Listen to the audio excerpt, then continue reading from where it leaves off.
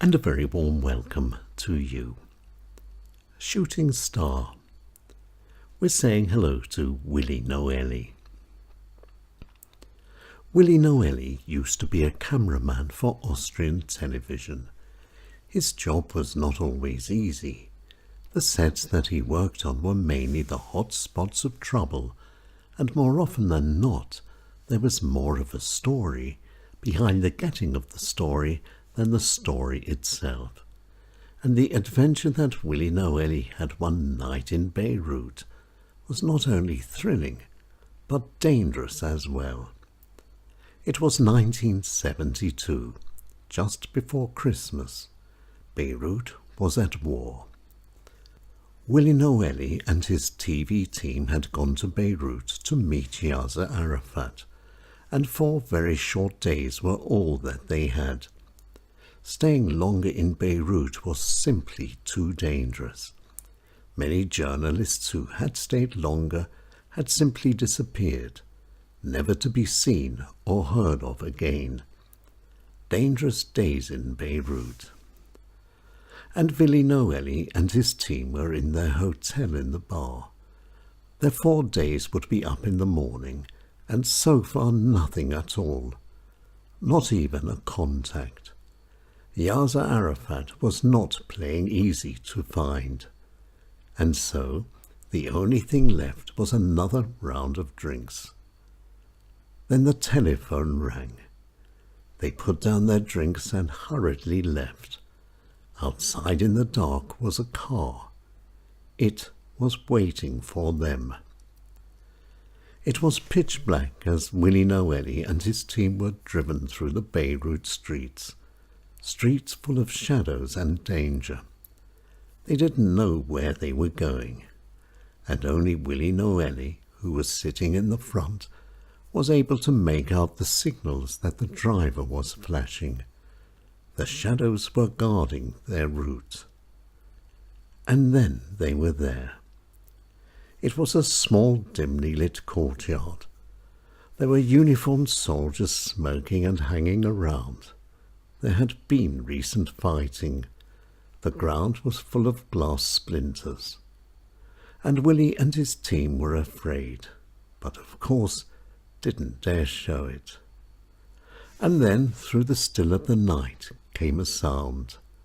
The clacking of a small lame man with a hunchback.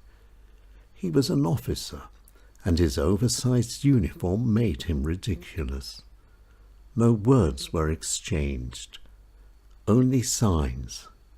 And then, as ordered, Willi Noellie and his team followed the officer's clacking into the darkness. And then came a dimly lit door in a wall. The door opened, and round and down they went. And there, deep underground, was the bunker. It was the most comfortable bunker Willi Noellie had ever seen. There was an English red leather 3-piece suite, a wall which was covered with a print of a mountainous landscape, and the offer of a strong Lebanese coffee and an even stronger Turkish coffee was just that was needed. But this comfortable bunker had a feeling of fear. It was a hole in the ground, a place only for hiding. And where was Yasser Arafat?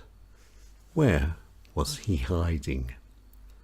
And it was whilst Willi Noellie's camera was being examined by an Hungarian photography student that Willi Noellie thought he saw the wall move. And he was right.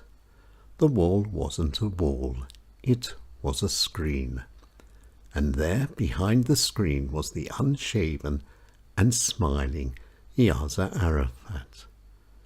They started to talk, and this was one of the most interesting discussions that Willi Noellie had ever experienced. And Willi Noellie and his team got back to their hotel without any ado, and left Beirut just a few hours later. Then high up in the sky all became clear. No passwords had been used to enter the bunker.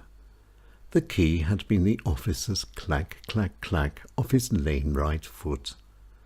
Had Willi, Noellie and his team been taken, they would have had nothing to tell. They had seen nothing. And the Hungarian student? He was no student at all. The Hungarian student was checking the camera.